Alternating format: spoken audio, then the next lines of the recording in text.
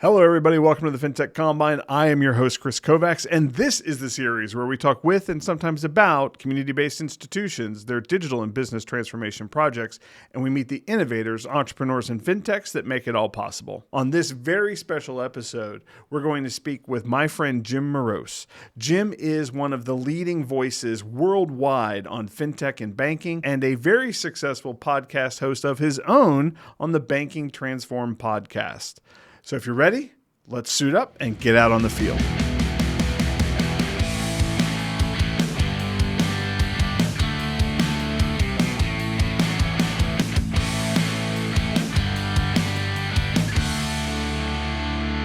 How did you get to where you are today? Tell us a little bit about your path to becoming one of the top voices in the world on fintech and innovation.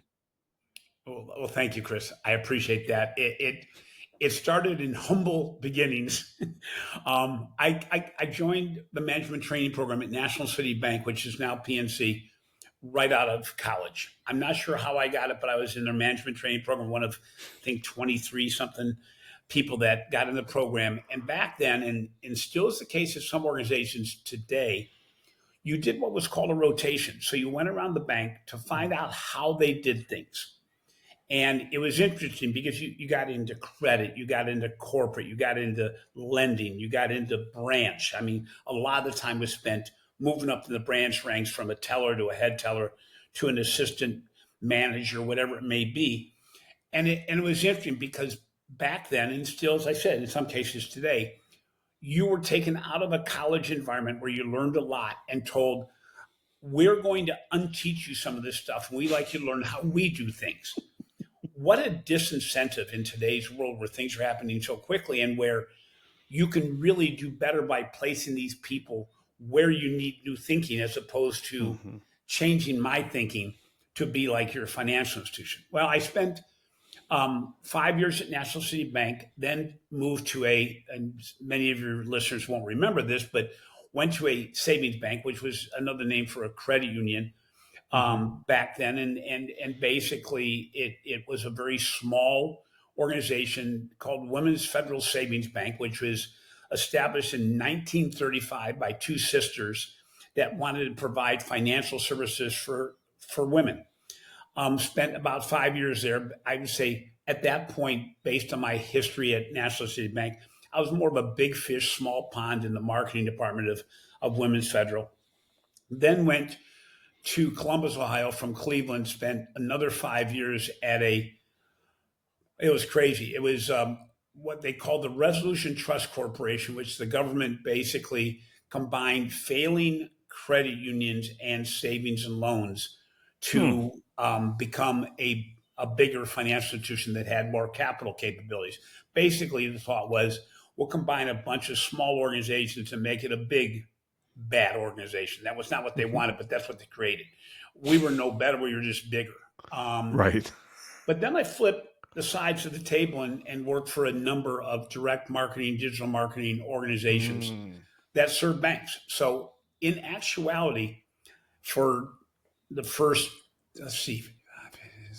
35 years of my career, I never got out of banking and have stayed in banking ever since. So my history, all my background, all my experiences, always been on one side or the other of banking. And what is interesting is you learn as you go along. If you take it all as a learning experience, and I look back now and say, I kind of did, because I still relate to days where I was a teller and what it was like to work before direct deposit, where people lined not around a back and forth in a maze in the branch, but went outside the branch because on Fridays it fell on the 15th or 30th of the month.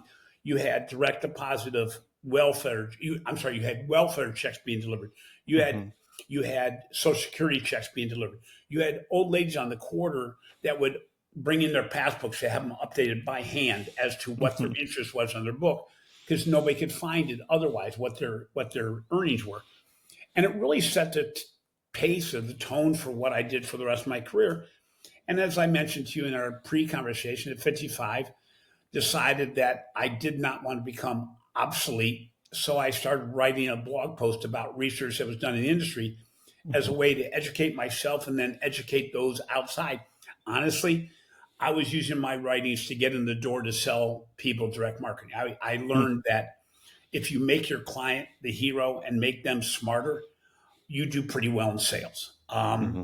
And as I refer to quite a bit in my podcast now, it is an honor to not be the smartest person in the room anymore, but to know enough people that are much smarter than me, including yourself, Kris, that allow me to expand my realm of what I learn and what I know. And as I tell people, my wife knows this, I'll be doing some form of this till I die. And if I tell people, if you put me in the ground and I didn't learn something the day before, that's probably why I'm there. And this deals with not only the banking world, but also on a personal basis to try to continually find out more about what's going on around me. It's exciting. As we talked about, doing the podcast alone, myself and yourself, it's a learning experience. There's not one of them you don't come away and go, oh, didn't know that. And you'll refer to it later. It becomes more of the reservoir, if you will. So that's kind of my background. As I said, entirely in banking. I would say almost all of it being a learner as opposed to a teacher, and realizing that, as you said prior to our conversation here, that the ability to listen and to build from that becomes an invaluable tool. And we'll get into this later, I'm sure, on generative AI, but you realize that those listening skills and being able to ask questions is the key to success with generative AI as well. Mm-hmm. It was interesting. I was having a conversation with an executive recently, and it's someone who had been at an institution for a pretty long period of time. I think probably 15 years at this point, maybe 20. And we were talking about kind of the course of our careers. And one of the things he pointed out to me that I wasn't sure I appreciated at the time, but I think it may be a part of your story, is the value of leaving, the value of changing your employer, right? Yeah. Talk a little bit about, how much that has influenced seeing things from different perspectives, doing different work. Yeah. Like, it seems to be a part of you were moving every 5 years, right? How do you think that contributed to kind of this exploration of the grander banking industry? It's funny you should say that. I've talked about that for a long time. The first move I made out of National City Bank at that time probably took a year, at least 8 or 9 months, for me to actually make that move. Mm-hmm. I interviewed incessantly because I was scared of change. I knew where I was. I knew what my path was going to be. I was well recognized for what I did at the time. I felt like I stood out in a good way. I knew what my path was going to be for the next 5 years, but I wasn't necessarily happy with that path because part of it would pass over people. One person in particular, I thought I would pass over, even though I thought she was far better than me. Now, mind you, this was a long time ago, but for women to proceed in a banking organization was a lot harder than it is for a man. And there was something inside me that said, if I'm going to really grow at the pace I want to and doing it honorably, I don't know if that's really the word, I'm going to have to move on. However, change sucks. And moving on then took a lot. And I remember doing at least 8 interviews at this one organization I ended up going to. Every time the conversation got more enthusiastic about both of us working together. And it seemed like every time we talked, people went brain dead as to what they offered me, and they kept on increasing the offer. So I was saying, okay, so we got to find out where this point is where I finally make a decision. But once I made that first move and the first decision, it was a lot easier after that. Mm-hmm. You realize that, there were bad things that happened. It wasn't a perfect organization. That's right. But I grew and I said, okay, it didn't kill me. And it's cliche, but what doesn't kill you makes you stronger. And you realize that I've made a ton of really bad decisions in retrospect, but none of them would I take back. And the biggest one was we moved from Ohio to California to follow my wife's career. And we moved at the very, very peak of real estate prices in California. In fact, I believe that the day we moved into our house, we were throwing $1,000 of equity out the window every single day we lived in California for 3 years. We left house poor And that same situation followed us in that I'm still got a mortgage, and I'm 70 years old. I got two mortgages actually, and people say, "How in the world do you still have a mortgage?" Well, bad real estate decisions, but we would never redo the trip to California. The 3 years we spent out Right. there truly gave my son an experience he would never have had, certainly in baseball. That was his sport at the time, with the experience of seeing different people every single day. Experiencing California as an entertainment in and of itself. You never know who you're going to run into, where. We lived in the heart of the Hollywood elite, and everybody in some way or shape or form was involved in something you knew. There was only one level of separation, and it was an experience. And I asked my wife, I asked my son, would you ever take this back, looking back and saying, geez, there was a lot of stuff that went wrong. We moved on the day of a major fire going through our neighborhood that we were going to move to. You kind of get a sense, oh crap, what in the world is going to happen? And I never will lose the sense of the smell of a wildfire in California. But the reality was, it made me more aware of differences in people, what the dynamics of a different place. And I'm back in Ohio. So that was our only 3 years ever in our lives that we weren't in Ohio, except we go down to Florida now in the wintertime. But basically, it's a learning experience. Do you think that wariness of change, that concern about, it not being a perfect situation, do you think that metastasizes inside of community institutions sometimes and causes them to not make the kinds of business changes they need to make? Boy, that's exactly right. That in interviewing smaller financial institutions a lot lately, I find that the biggest difference between those that I internally feel they're going to thrive versus they're going to suffer over at some point is leadership that's willing to embrace and actually encourage change. The organizations that I interview that are doing the most exciting things are those that are not afraid to fail. Um, and you've been in the industry long enough.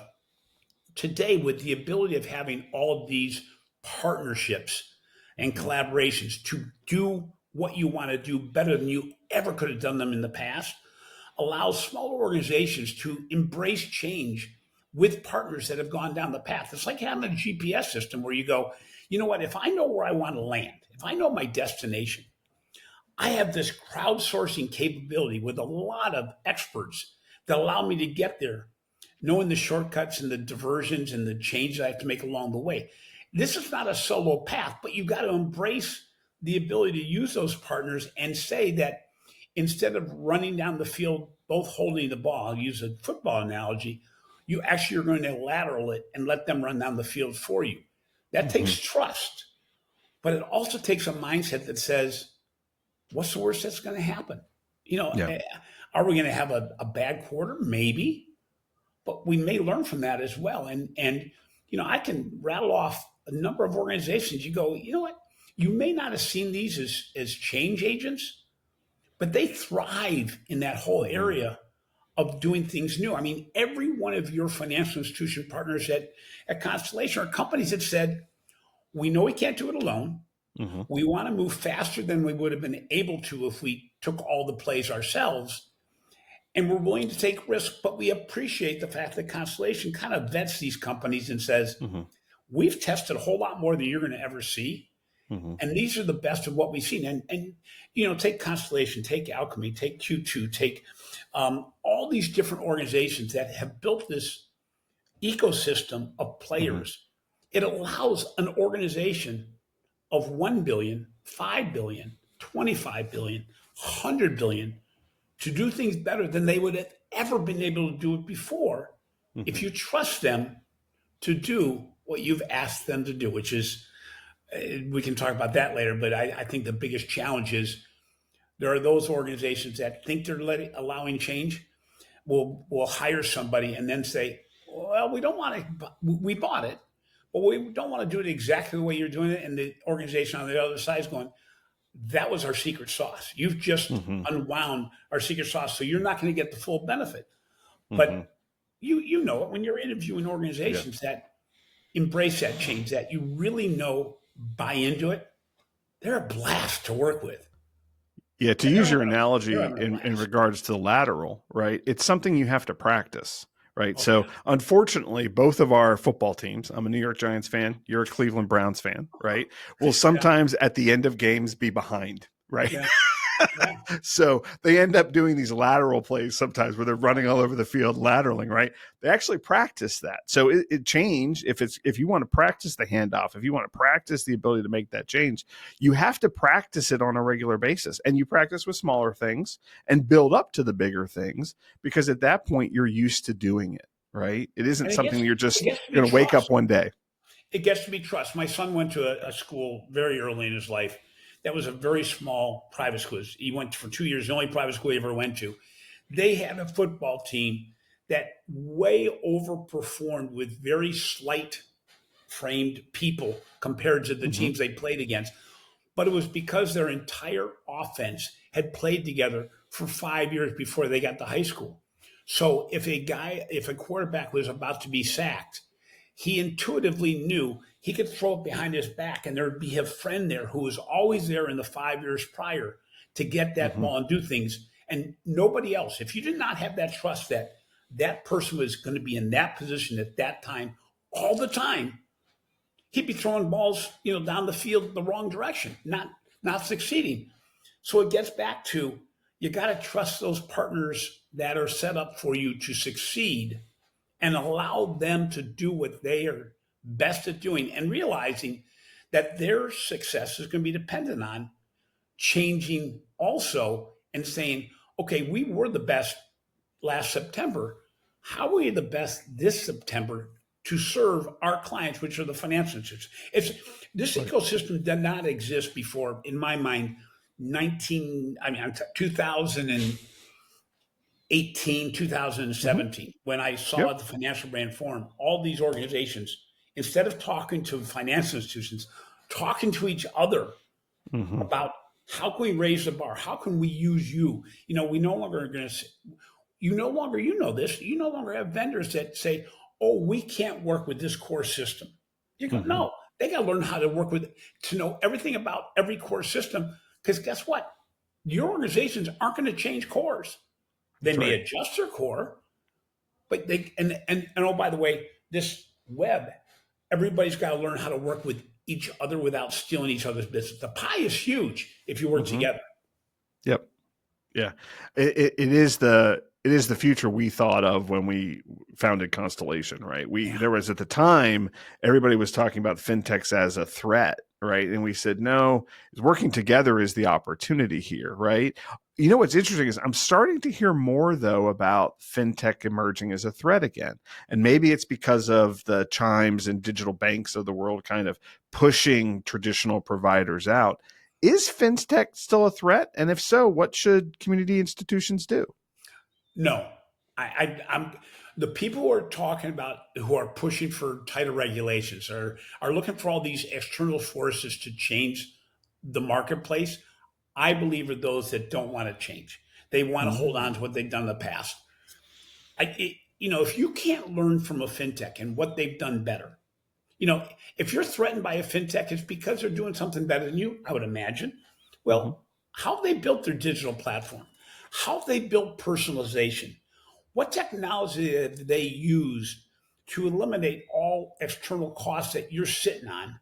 And oh, by the way, do you have to rethink your business model and maybe let go of some branches or do something different? How you can integrate AI into your platform?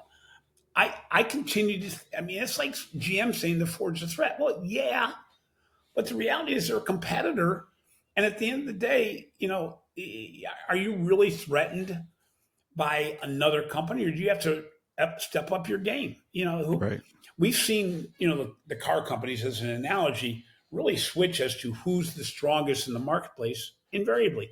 And what they find is we can't be strongest at everything, but we're going to take over the SUV market, or we're going to take Mhm. over the the consumer car market, or we're going to be the best truck company, which is always fun to watch, and I know you watch it. So, is it the Ram or the F-150?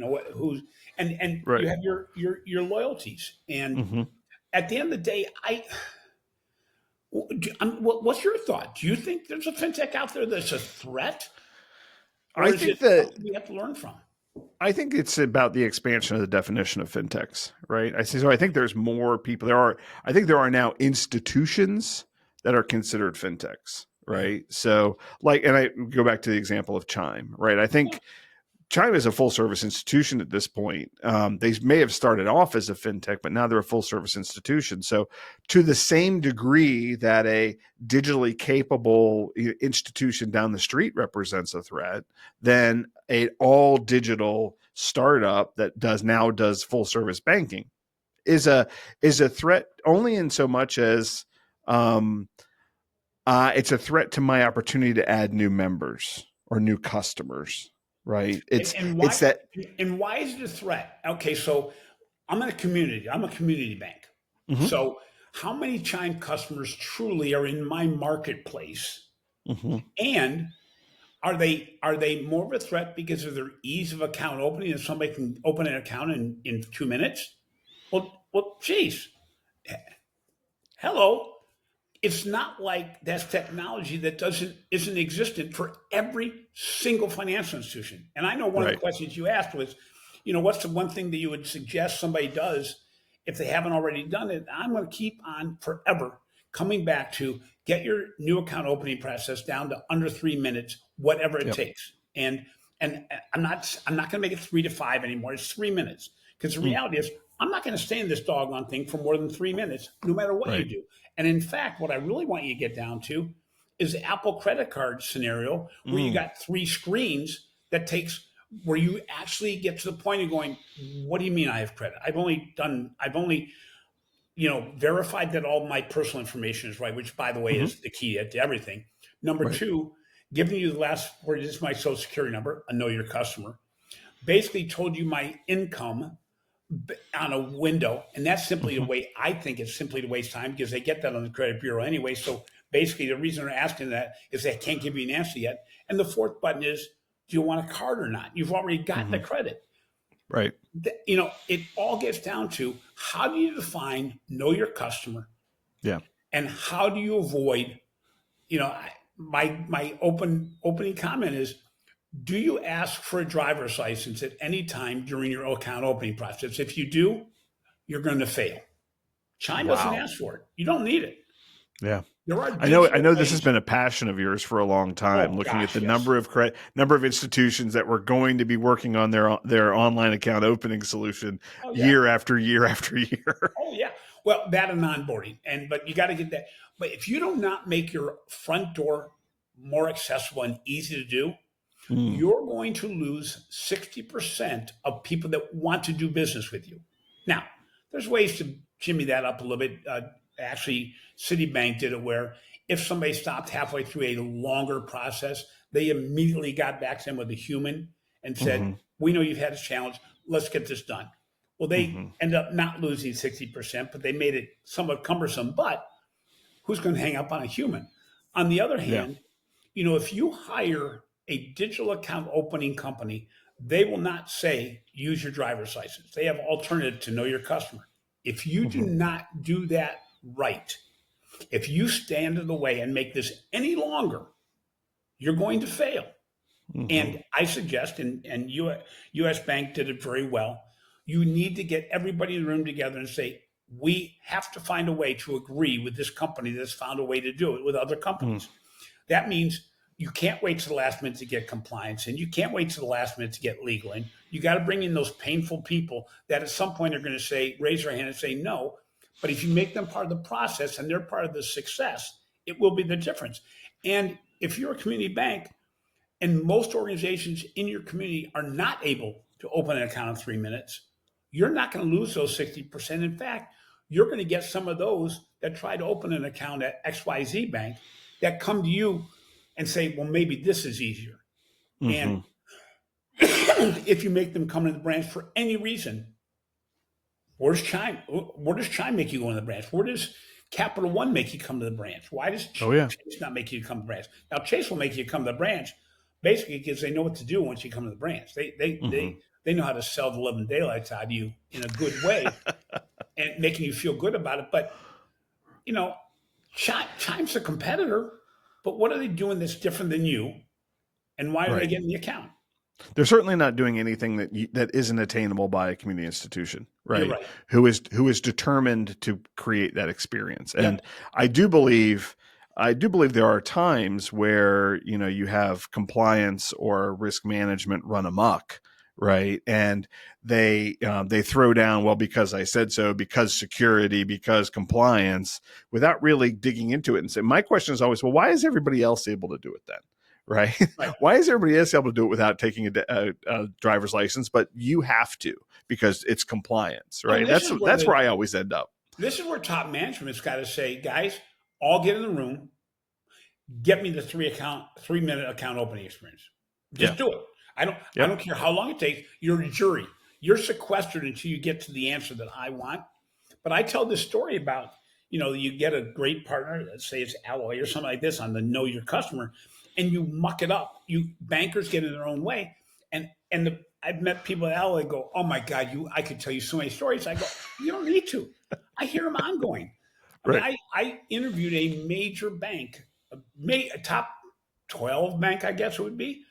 And their chairman, I said, how long does it take you to a new account opening experience? He goes, it takes about 3 minutes. I said, wow, okay. I got off the call with him and I immediately tried to do it. And they asked for a driver's license. I go, what did I say wrong here? What? Because it's not going to be three. I know immediately it's not going to be 3 minutes because I got to input a lot of crap. Yeah. Well, I talked to somebody afterwards in the bank and I said, what did I get wrong here? He goes, he was telling you how long it took us to put your account on the books. And I'm going, why would I care? As a customer, congratulations. It no longer takes 2 days to let me know that I have an account with you. But what's wrong with this? And that's the problem. Yeah.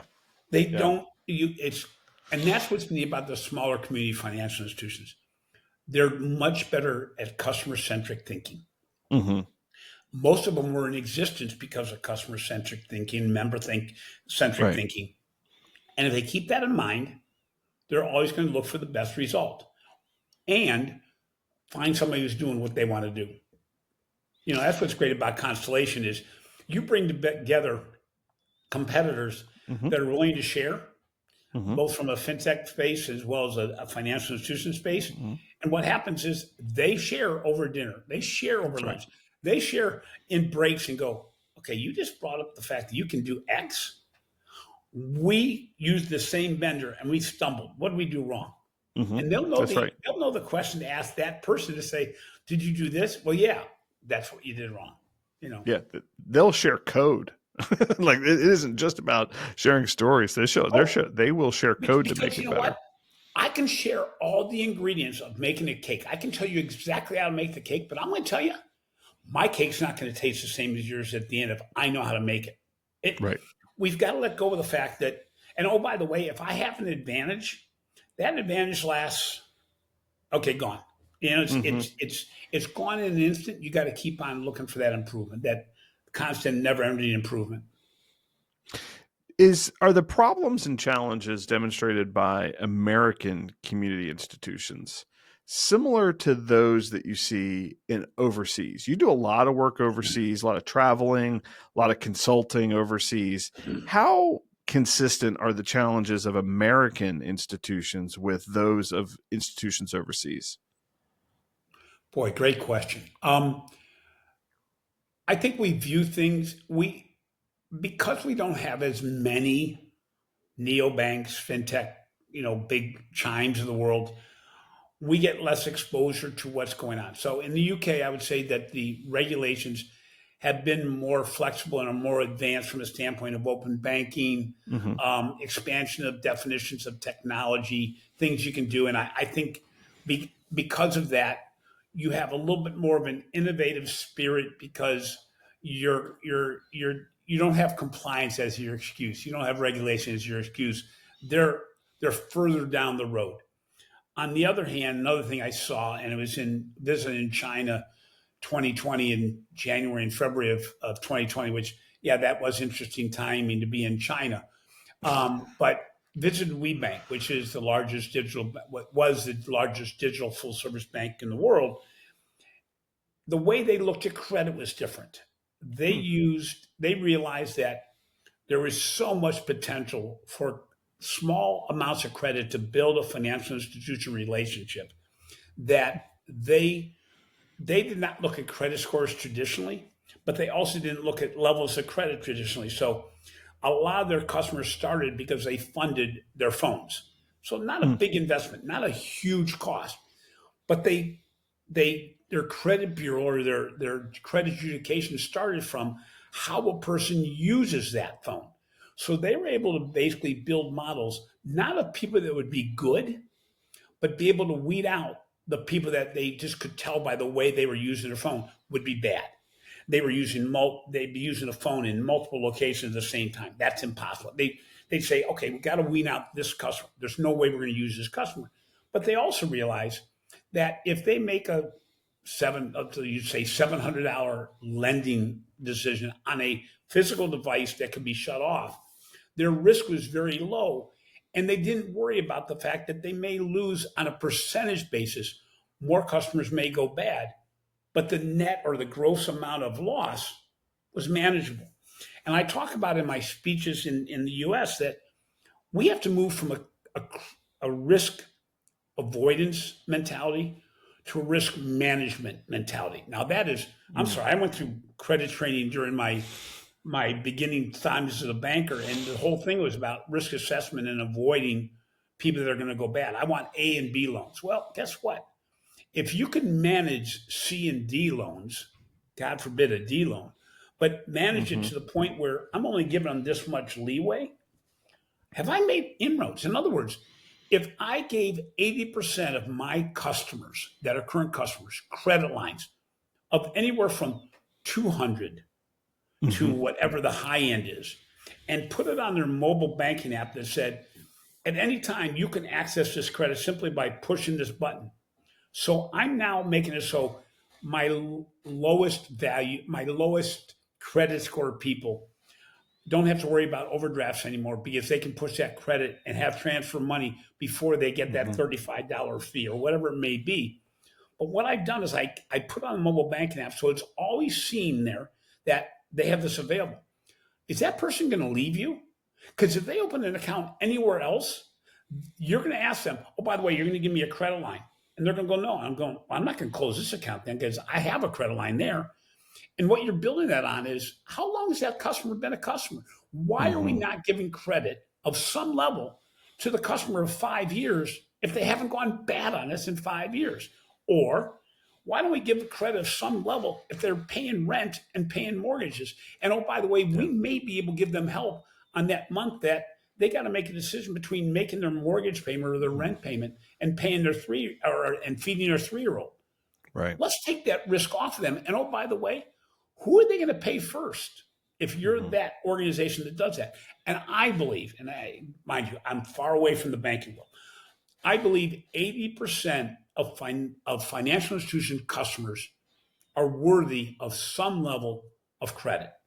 Yeah. And in many cases, we may not see it as that, but $100 line of credit to avoid a payday loan, to avoid an NSF or an overdraft fee or something else, and having it always accessible and the top and center in your mobile bank app, I tend to think that's a differentiator.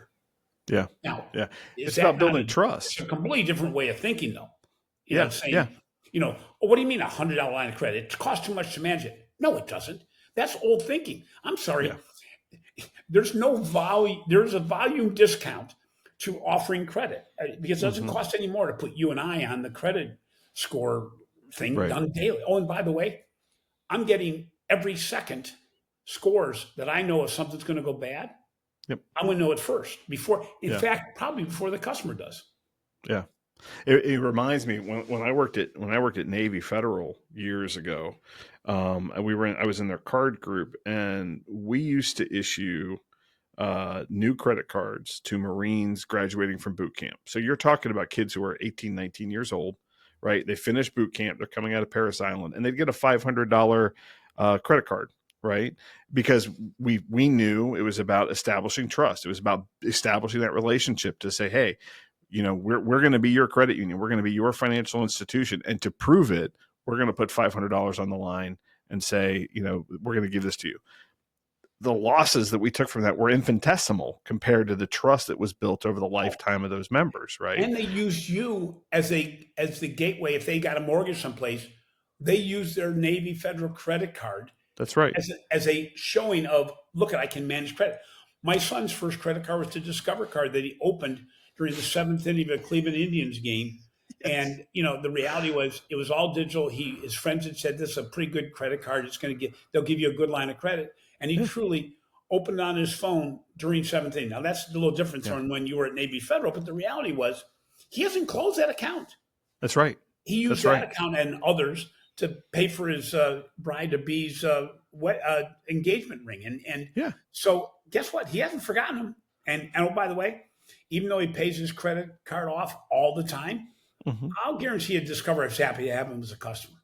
Oh, yeah. Yeah. I mean, I remember opening my first account. My first account was at Citibank because it was the slip inside of the book I bought at the school bookstore. Right. And I was like, oh, and it was that certainty, right? That certainty built trust, that certainty that said, hey, I'm going to go in there. And I would argue that's what Chime's really good at. Chime's really good at helping young people feel certain they're not going to be embarrassed. They're going to be treated with respect, and they're going to get an opportunity for an account. And I think if we can do that as institutions, we're going to really open ourselves and make it known and share that. I think we can really help community institutions attract and retain new members, new younger members. It's interesting, and it's now not about experience, because experience there's no bad experience out there. There's just not as good. It gets down to engagement, which you look at Chime and what they're doing. You look at what Acorns does on an ongoing basis to communicate with me. And I'm a raving fan of it. I got more different accounts being hit up all the time for little add-ins and all this, but it also represents my largest savings I've ever had in my life is my Acorns account that is built over time. And it's crazy that I haven't had ready cash at any time, but I have a kid that, graduated from college 3 years ago. So the reality is that, I'm on a cash flow basis until then. But I go, I had a $30,000 Acorns account. I'm going like, where did that come from? Well, it came from continuously tapping it, almost like the 401k. If you take it out before I see it, I'm good. I'll just keep on feeding that account. Yeah. It goes to that conversation that you had with Sarah, though, around these micro service opportunities, these micro transactions, right? These moments where you can reach in and you can do something. And in some cases, you can help build savings. In other cases, you can coach a customer or coach a member to do something that is really in their best interest, right? Or hit them with an offer at the right time. Well, and it gets to the point that says, I ask people in a room, big room, and I say, and these are bankers, I say, how many of you have closed a primary financial relationship in the last 5 years? Nobody raised their hand. Now, mind you, it's a biased audience because they're bankers that work at their bank, and so they're not closing their own bank account. I then ask, though, how many of you have opened a accessory account, a secondary, maybe another primary account with a fintech firm or firm outside your primary? This could be a credit card. It could be a savings account. It could be a lending account. Every single one of them raised their hand. Yep. I go, look around. This is the silent attrition that's happening in your organization, and the fragmentation of the relationship that's happening. You think you have loyalty? You only have an account. Right. Acorns has my loyalty because they continue to help me get to where I'm trying to go. PayPal, I get my receipts from vendors directly. I pay out on PayPal. And if somebody asks me, where's my business relationship? PayPal is the only one that offers me a line of credit on an ongoing basis, pre-approved, because they know my transactions. My traditional bank simply sees money going in and out. And if they look closely, they'd realize they don't have a relationship. They're simply a warehouse, as Ron Shevlin would say, a money warehouse. They don't have a relationship. But which one has the ongoing contact with me? Which one continues a conversation? When you look at Gen AI and what that will be in the future, you look at the conversations you're having and say, who has the deepest conversation? Who's asking questions? I mean, we look at Bank of America, and I don't know, I'm going to say Erica was 7 years old. I'm picking I don't know exactly what it Yeah. is, but we all laughed and said, okay, talking to Alexa about a balancing career, something like this. But they continued to build that reservoir of information, the questions, the answers, knowing what people responded to. And wouldn't any financial institution in the marketplace today wish they had all the insights that have been saved by Hmm. Bank of America during these conversations? Because isn't that what a digital agent's going to do with your generative AI future, where you're going to have an Hmm. agent working on your behalf? Well, Bank of America's got all these conversations, already have them with people that are highly digital that want to have a discussion point. That That's used to right. be with a teller, and now it's with a machine, and they're Hmm. comfortable with it. I think that's my AI agent that's going to help me do my banking for me. Yeah. Yeah. I worry. I don't know if you share this concern. I worry tremendously about community institutions being slow to adopt AI, right? Historically, when Yeah, something new comes out, I use the cloud as an example all the time. They pushed and fought against the cloud for 10 years, and I would argue it put them behind from an yep, operational perspective, from a technical perspective, and from a FinOps perspective, right? yep. Um, and I worry because it's not just now about being 10 years behind, but in your example about Erica, they've got 7 or 8 years of interactions documented, scored, available that they can continue to train their AI on, right? Training is such an important part of this Yeah. that if I'm afraid that if we don't start doing something in the same way that you start somewhere and you start building on it, that 10 years when they finally wake up and go, oh, this AI thing really isn't a fad, right? Yeah. then they're going to be 10 years behind on the training. And at that point, can you catch up? Well, that's a great point. I try to make it all the time going, there are easy, low hanging fruit examples of how you can use generative AI and AI today. By the Hmm. way, every financial institution is using AI to some degree right now in the risk and fraud area. Yes, Use they the are. same mentality on the deposit and other areas, and kick the can, test a little bit. Hmm. Also, when you look at generative AI, you can build a ton of excuses as to why not. Oh my God, there's this risk, there's this organization. Oh, Right. the sun is setting on this. This is a big fad. Okay, you're saying excuses because you're afraid of it. Hmm. I tell people if you haven't, and it's interesting is they're doing it more and more. I remember just maybe a year and a half ago, I'd asked how many of you have tried a generative AI tool, and maybe a quarter of the people in the room would raise their hand. It is now well over three quarters, which is great. Hmm. But you got to let people test it because Hmm. you know November 2022 is when it came out, and I remember immediately it became more active in the scheme of things than even the iPhone did. It Yeah. massive escalation, Yeah. and immediately people said, "Generative AI isn't that smart. Just come back with dumb answers." And well, I very quickly realized if you want to see where the dumbness starts, go into your restroom and look in the mirror because the reality is generative AI can't be any smarter than the question you asked it. That's right. And I know you play around with it a lot. Oh, yeah. And the reality is you learn how to ask better, more specific questions as to Yep. what you want as to your future. And you realize it can give you amazing capabilities to Yep. get past what I'm gonna call writer's block or Hmm. innovation block. Hmm. And that, I told somebody, James Robert Lay yesterday, anybody who say they have writer's block or they can't think of something has not gotten into generative AI. You Yeah. don't have to use it to give you your answer, but it will get That's you right. all stuck really Hmm. quickly. Yep. And you've got to allow your people to test what it is and understand how to formulate your questions so you get to the right final solution. And I'd hazard a guess that learning to ask a great question is going to be the foundation upon learning going forward. If you only use generative AI to make you smarter, think of any question. I'll Hmm. ask a question that I think you had down as a possible question for me is, you know, what do you see as the future of blockchain at a time when Hmm. a lot of people have shut that down? Hmm. Ask that question of generative AI and then reformulate the question if you don't get the answer you thought, because you're going to get a Yeah. cookie cutter answer. But ask it more deeply. I'm a community financial institution. I only have this many customers. What is the value of blockchain to me and keep on fine tuning it? you're going to realize that what you really wanted to ask initially was a whole lot different than what you really asked and what your answer was. Keep testing it. Look for that low-hanging fruit. Find a partner, because, by the way, you're not going to be filled with a whole lot of people that are really comfortable in the AI area. Find a partner. Ask Kris Kovacs. By the way, what partners do you have that you see as most advanced in the generative AI and AI space? And what's going to cost you to have a conversation with them, to pick Right. their brains and to make you feel a little bit more warm and fuzzy around what the future will bring?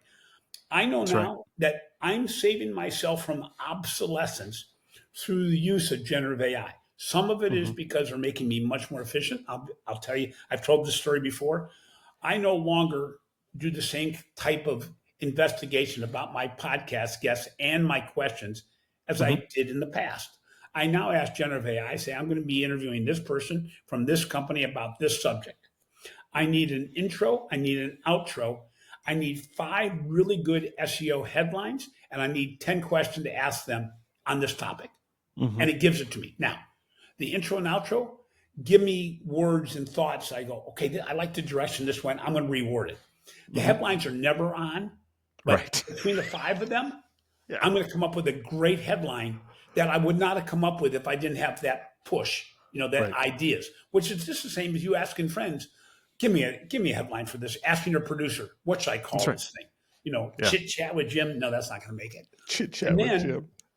you say that, see the 10 questions, you say 7 of these I would have had. 3 of them Mm-hmm. I wouldn't have thought of. And these are great questions. Yeah. But the 7 I would have had, you've now made it in basically 30 seconds. You've Mm-hmm. built my host notes. That used to take me 2 hours before every podcast. Yes, Yeah. is it cheating? No, because you know what? I'm taking every one of these and I'm making my voice anyway. So but it That's gets right. me off stuck and it makes us Yeah. sound more efficient. In the other And hand, if you it and if expands my you thought. didn't and if you didn't take the opportunity now in this safe, relatively safe, concept of creating some show notes before a show, creating some research notes, and you were waiting for some perfect use case down the line, right? You wouldn't learn the value of prompt engineering, right? And I Right. think that is key. I think to my argument around the adoption of generative AI for and large language models for community institutions, right? Oh, It's the yeah. reps. For me, it's always about the reps. It's like we were talking earlier about practicing change, right? It's about the reps and getting it, because prompt engineering, like data analytics, is only as good as the questions you're asking. And you've got to And the learn to data you ask have better questions. and the data you have is the foundation. So it takes Yep. data, it takes Yep. thinking, it still takes a human. You still need the Mm-hmm. human aspect to say, what should I be asking, or what should I be doing here? And you're right. Prompt engineering, and it's interesting because it can also help you select who your partner is going to be. So Mm-hmm. I'm looking for a partner that's going to do this, this, this. What questions should I ask this partner to build trust in what they're going to provide? Oh, and Yep. by the way, it's going to help your overall life. I think today I'm living a better overall life because of my learning about how to ask questions. Mm-hmm.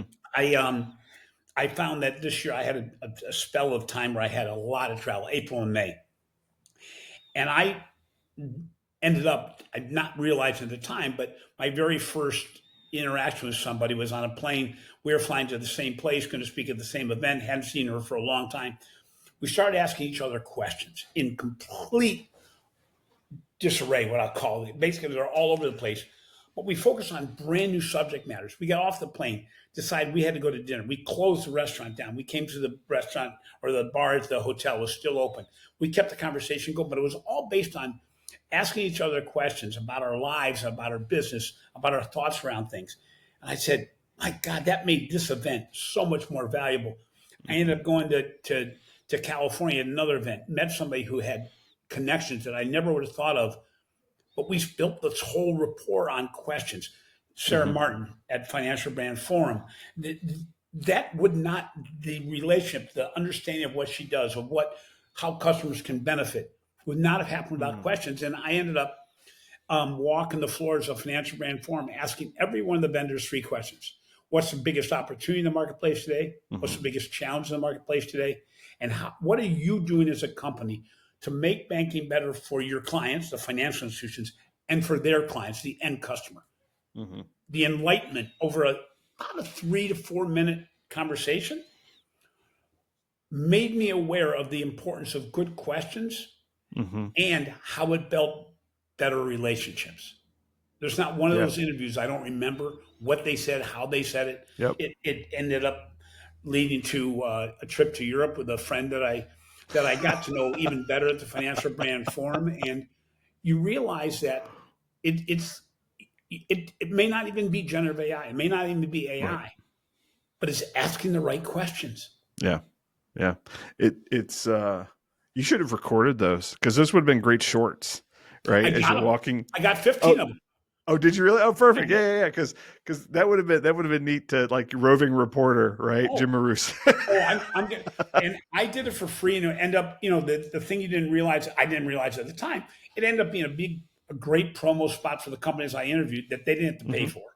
Yep. It ended up being a blast for me because I got to walk the floor really quickly. I mean, very quickly, and get to meet people that were the heads of their companies or leads of their companies.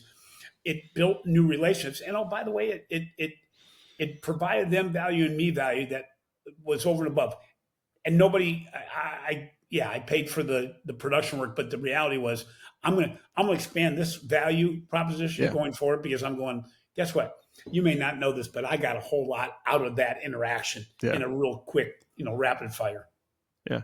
Jim, how many credit unions attend the Financial Brand Conference? The Financial Brand Forum is right now about half and half, probably maybe and it's interesting because we come from a time when you couldn't have an event that had bankers and credit unions together, because the bankers say, "Oh my God, these are small companies," and the credit unions say, "Oh my God, I don't call my members customers," and we got over that finally. Right. The reality is, we serve if you took the dynamics of what the marketplace looked like, banks, credit unions, asset size, all the way along, it mirrors the marketplace almost perfectly. Mm-hmm. So people say, well, there's not many big financial institutions at your event. Well, guess what? There aren't that many big financial institutions. And the reality is, what we did to fix that is, this past year, I interviewed 7 people from large financial institutions about their business, and it brought more of their counterparts, because we offered their sidekick to come along with them, as well as other organizations. We're going to expand that again this year. So we're doubling down on the larger financial institutions, because we offer education for every level. And we're finding that the same problems that the big organizations have, the small ones do, and vice versa, they're just scaled differently. Nobody, and what's the big difference of Financial Brand Forum is they're basically all marketers, retail product managers, things of this. They have this personality set that's a learning, active group. It's it's very much like your event, where you get a really, really good group of people. There's not highly technical people that don't like to talk. No, that's far from it in your event. And it helps the interchange of information and insights. What are you most excited about in the next 24 months? I love how we both scaled down the amount of time we're talking about, because we realize we're fooling ourselves when we think we can do anything on 3 years plus. That's right. The next 24 months, I'm excited about the partnerships we were talking about. I think we're seeing more and more organizations do more and more exciting things digitally through partnerships. So we're still at the beginning point, I think, of truly digitizing banking. I think we're going to find that my voice has been heard, your voice has been heard. We're going to find a whole lot more organizations doing the digital account opening experience better. We're going to see fewer people trying to boil the ocean, and more trying to fine tune the things that get in the way of a good customer experience. We're not going to have the 3-day new loan acquisition program. We're going to have the 7-minute new account, new loan acquisition. Oh, by the way, there will still be some that are 20 minutes, but those people kind of know they were going to fall in that 20-minute deal anyway. They weren't going to get a free pass. Right. We're going to get smarter as an industry. I think we're going to see some interesting consolidations. I think there will be some acquisition of fintechs by financial institutions, but I see that just as a safety zone. I think it's I get excited about organizations like Michigan State University Credit Union that uses their CUSO thing. They just build a brand. There's a press release from them, I think, every month, if not more often, about their partnerships and the things they're doing. They just build a new platform, and I haven't read completely about it, for women athletes at Michigan State University. Women that of they're Sparta. going to develop a funding situation for the what is it, name and likeness, NIL, name, image, and NIL, likeness. the NIL thing. And you go, where did that come from? And they're just doing exciting things. What I found interesting is I interviewed April, the CEO of Michigan State University, at the Financial Brand Forum. And in the audience were 7 of her partners that she works with to provide services to her members. I don't remember a time. Oh, and they were all sitting together. So it was no longer how much of the pie are each of us going to get. We're partners within the partners. And you go, that's exciting. We're going to find new ways of organizations. I'm looking at the small organizations doing amazing things because they don't have the fear. Now, what's going to be the thing that worries me is deployment. We have great ideas out there, and yet sometimes we do things really well and we don't tell anybody about it. And just because you have a 3-minute new account new account opening experience doesn't mean customers are going to come flocking to you. You're not going to lose any of the ones that you lost in the past. But how about expanding them, because you're letting people know you have that, and it's different in the marketplace. How do you deploy it? Yes, if you know everything about your customers, but don't help them get to their next step of financial wellness, you have a gap in deployment. If you're a fintech that has great ways of analyzing data and creating segments and next step or next account open type things, but you haven't helped them deploy it, then you're failing as a fintech. You can't just provide a great. I like, I'll name all kinds of companies, but Kasasa I like, because they actually help in the deployment of the solutions they build. There's faults with that, but your company, Constellation, you make sure your fintech companies that you've partnered with help your financial institutions actually deploy this thing, which is a lot of the reason why you exist. Is that it's not stopping simply at, okay, I got a guy that can do that. It's a lot more than just signing the contract. It's actually, signing the contract's the easiest part compared to how quickly can you implement it, and not just have it so you have it available. How do you make it so that you're actually making it better? I talked to a gentleman from Savvy, or the head of Savvy Money, the other day. He says, it's interesting, one of our financial institutions decided not to have Savvy Money become an opt-in, but people have to opt out of it. And I go, now, what's interesting about that is, knowing their model, it costs a lot to put somebody just on the books that's not going to use it. On the other hand, that financial institution says, we're going to make sure it's that people know they have it and start using it. And it will build the relationships. And you're going to see some really exciting dynamics change as people realize new ways to use that Play-Doh or build a new Lego building. It's going to be the most exciting time we've ever seen, because we have so many great providers out there that want to make banking better. Yeah. I'm super excited by that answer. It means that there's a lot of opportunity for institutions. Should be optimistic. Institutions should be looking for change agents. They should be looking for great partners, and setting themselves up for what that looks like. Because I couldn't agree more. And to your point, you need to have reasons why as opposed to reasons why not. You asked about, are fintechs can be a threat? Only if you see them that way. I'm glass half full kind of guy. I'm talking to another glass half full kind of guy. So I'm not going to get any pushback from that. And yes, are there challenges? Can somebody bring me a reality check and say, Jim, it's not as easy as you think? I would agree. I guarantee it's not. But it's not as hard as you think either. So that's right. You got to find some middle ground. And I'm going to say, I can show you institutions that are just scary optimistic, that are making amazing things happen a lot quicker than you are, because of that optimism. Right. Yeah.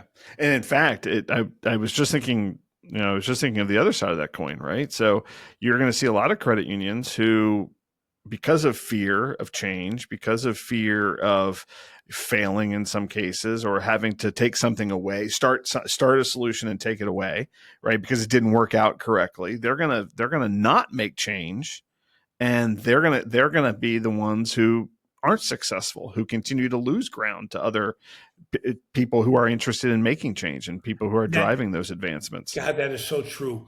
And by the way, change is not going to stop. I call change never happened this fast. It'll never happen this slowly again. When that train leaves the station, every single day that you don't do something to move forward, you're falling behind. And it's not like it was in the past. If you haven't figured out a way to implement a new solution in less than 3 months, Mm-hmm. it's your fault. Because I Mm-hmm. don't know I don't know if you know of a solution out there that takes 6 months to a year to implement. I'll guarantee you that every one of your partners has found a way to make it that if the partner organization does things right, they'll be able to do it in 3 days. And by the way, don't use the old excuses. Well, we have a problem with compliance, or our Yeah. data is not clean. Yeah. Guess what? I'm going to make a stab at this. Every single organization you work with on the fintech side Mm-hmm. knows how to work with bad data. Oh yeah. Yeah. And by the Yeah. way, they'll help you make it good, which Yeah. gets you off stuck because you don't know what you don't know. Use these companies that have 25, 30, 50, 150 partners that have already Mm-hmm. done it. Learn from their errors, learn from That's their right. mistakes. And please don't push back on the providers. They're not trying to sell you something, even though that works to their advantage. Mm-hmm. They're trying to get things out of the way for you most times. Right. That's right. That's right. Yeah. Great advice, Jim. I can't thank you enough for coming and joining me on this milestone episode. So this is our 25th episode. I really can't thank you enough. You and I were having a conversation. You had reached out about me coming on your podcast, Banking Transformed, which is amazing, and everybody should listen to and subscribe to it. And I asked, coyly, I said, well, let me play the Uno reverse card and see if you'll come on mine.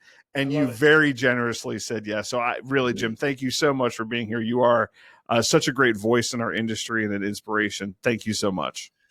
Thank you. Your organization continues to help other financial institutions be better at what they do. You also provide a dating service for fintechs and financial institutions to come together, and you grease the skids. You make it easier. You over the years that you've been in existence, you've found out what can get in the way, and you kind of you call out that elephant in the room at the very first moment of any of your group sessions, your events. You make sure that people realize, okay, guys, we're not taking this crap. We're not going to, you can't be silent. You can't be taking notes. Don't get on your phone. Don't listen, because you're going to get a lot out of this. And you having a great event. You have a great organization. And again, I give you all the kudos in the world, because you're helping to make it so these institutions can do things differently. The challenge is those who are willing to open the door to your organization, because the ones who don't want to stay where they are, and it may be comfortable. It ain't going to be fun. Yeah. And it ain't going to last for long. And you're not going to find new employees. We didn't talk about it, but those organizations that are spearheading, that are doing exciting things from top down, are not having trouble getting employees. Exactly. They're not having trouble keeping employees, because everybody there knows we got something pretty cool here. It's kind of fun. Yeah, great cultures attract great people, and they want to do great work. That's what it comes down to. They don't want to be safe. They don't want to hide behind compliance. They want to go out and push the envelope and do new things. That is 100% true. Yeah. Have fun, my friend. Excellent. Thank you, Jim. Take it easy. Thank you. This podcast is sponsored by Constellation. We're empowering community financial institutions with innovative digital solutions, powered by Fintech, driven by your roadmap. Join us as we navigate the future of digital banking together. For more information on how we can be your partner for digital transformation, Visit www.constellation.coop. Thank you very much for joining us. I think this was an amazing conversation. Please go follow Jim's podcast, Banking Transformed. Show him all the love there. If you like what you heard here, please like and subscribe on your platform of choice. Thank you very much for joining us. We will see you next time.